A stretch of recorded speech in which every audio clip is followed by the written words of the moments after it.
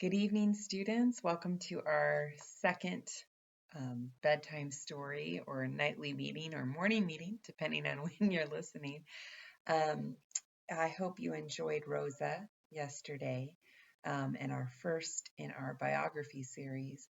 Now, I have to point out that the books that we're reading in these meetings and also the stories that we're going to read in class this week are sometimes not true biographies in the sense that they're just a piece of these people's lives, not their entire life story, but still they are a true piece of these people's lives, and so they are a part of their biography. Tonight, the one that we're going to share together is called Amelia and Eleanor Go for a Ride. And this is about two very famous women in American history, Amelia Earhart and Eleanor Roosevelt. And if you don't know who they are, well, then you'll find out by the end of this book.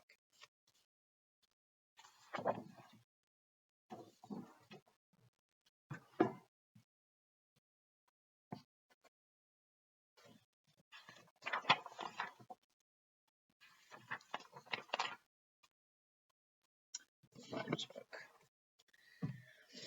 Amelia and Eleanor were birds of a feather.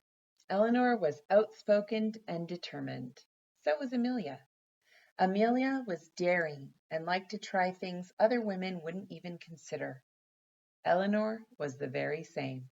So when Eleanor discovered that her friend Amelia was coming to town to give a speech, she naturally said, "Bring your husband and come to dinner at my house. You can even sleep here."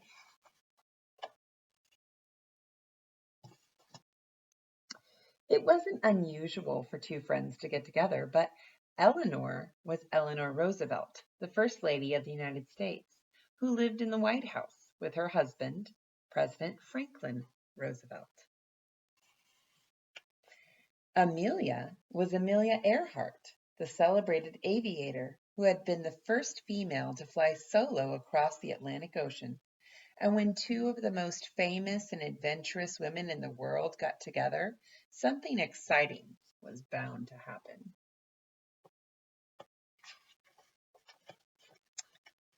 Washington, D.C.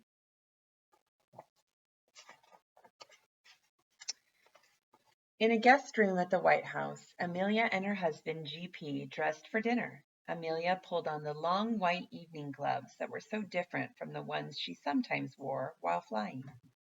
Many people didn't understand why a woman would want to risk her life in a plane, but Amelia had said it more than once. It's for the fun of it. Besides, she loved the feeling of independence she had when she was in the cockpit. She carefully folded a gift for Eleanor, a silk scarf that matched her own.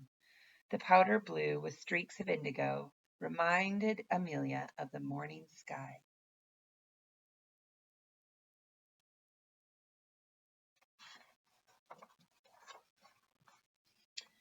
Meanwhile, Eleanor dressed for dinner too. Her brother, Hall, would be escorting her this evening because the president had a meeting to attend. But Eleanor was used to that. She pulled on the long white evening gloves that were so different from the ones she sometimes wore while driving.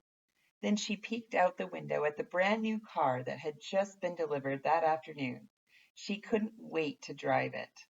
Many people thought it was too bold and dangerous for a woman to drive a car, especially the First Lady of the United States. But Eleanor always gave the same answer. It's practical, that's all. Besides, she loved the feeling of independence she had when she was behind the wheel.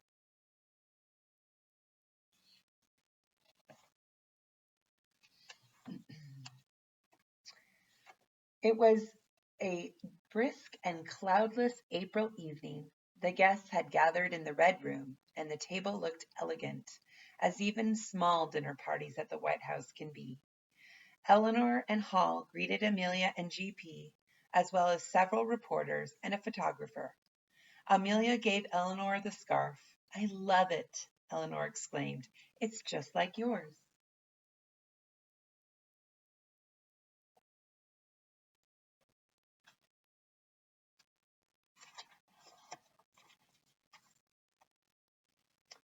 Dinner started with George Washington's crab chowder. "This is delicious," said Amelia. "But if soup at the White House has such a fancy name, what will dessert be called? Perhaps Abraham Lincoln's peach cobbler? Or maybe Thomas Jefferson's custard?"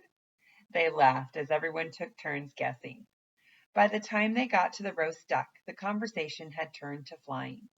"Mrs. Roosevelt just received her student pilot's license," said one of the reporters. Amelia wasn't surprised. She had been the one to encourage Eleanor. She knew her friend could do anything she set her mind to. "I'll teach you myself," offered Amelia. "I accept.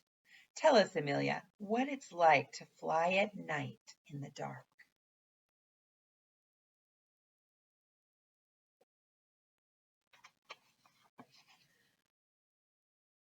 "And the capital city at night?" asked Eleanor. "There's no describing it," said Amelia. "You just have to experience it on a clear night when you can see forever.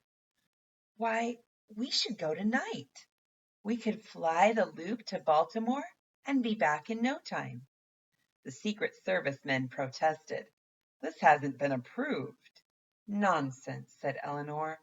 "Uh, If Amelia Earhart can fly solo across the Atlantic Ocean, I can certainly take a short flight to Baltimore and back." Before dessert could be served, Amelia had called Eastern Air Transport and arranged a flight.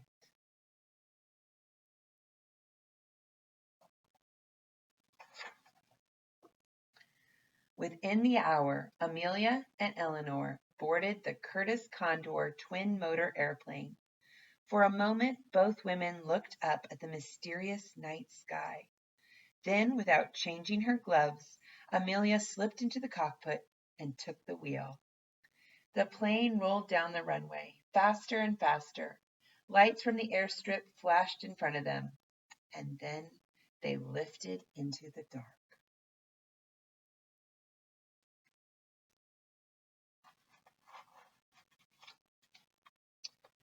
"How amusing it is to see a girl in a white evening dress and high-heeled shoes flying a plane," Eleanor said. Amelia laughed as she made a wide sweep over Washington, D.C., and turned off all the lights in the plane. Out the window, the Potomac River glistened with moonshine. The Capitol dome reflected a soft golden halo, and the enormous light-drenched monuments looked like tiny miniatures. Soon the peaceful countryside gave way to shadowy woodlands. The Chesapeake Bay became a meandering outline on the horizon, and even though they knew it wasn't so, it seemed as if the plane crawled slowly through the star-struck space. Eleanor marveled. "It's like sitting on top of the world."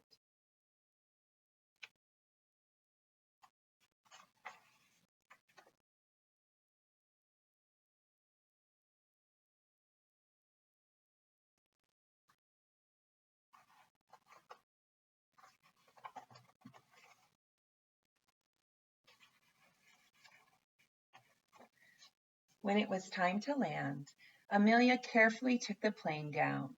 A group of reporters had gathered, anxious to ask questions. "Mrs. Roosevelt, did you feel safe knowing a girl was flying that ship?" "Just as safe," said Eleanor. "Did you fly the plane, Mrs. Roosevelt?" asked one reporter. "What part did you like best?" said another. "I enjoyed it so much, and no, I didn't actually fly the plane, not yet, but someday I intend to. I was thrilled by the city lights, the brilliance of the blinking pinpoints below." Amelia smiled. She knew just how Eleanor felt.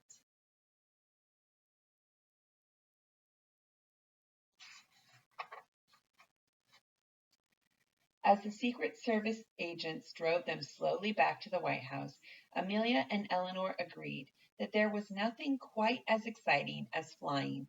What could compare? Well, they admitted maybe the closest thing would be driving in a fast car on a straightaway road with a stiff breeze blowing against your face. Arms linked, they walked up the steps to the White House. Eleanor whispered something to Amelia, and they hesitated, letting the rest of the group walk ahead of them. "Are you coming inside, Mrs. Roosevelt?" someone asked. but by then they had wrapped their silk scarves around their necks and were hurrying towards Eleanor's new car.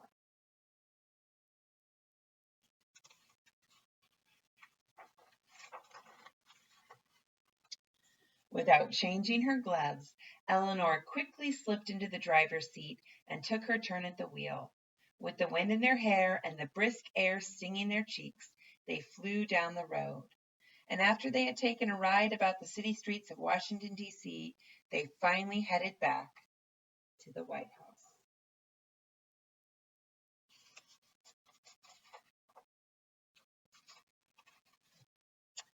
For dessert, Eleanor's pink clouds on angel food cake.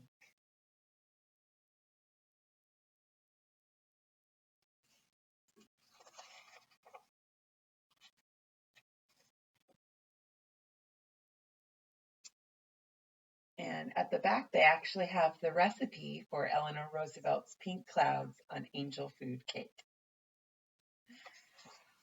So that was Amelia and Eleanor, again, real women. And this, although it's just a small piece of their life story, reflects some of their spirit and boldness. So tonight, think about, and in your journal, think about something that you would love to do, something that would be exciting, like flying an airplane at night. Maybe draw a picture of yourself doing that thing. Think about maybe the steps that you would have to take in order to accomplish that or do that amazing thing.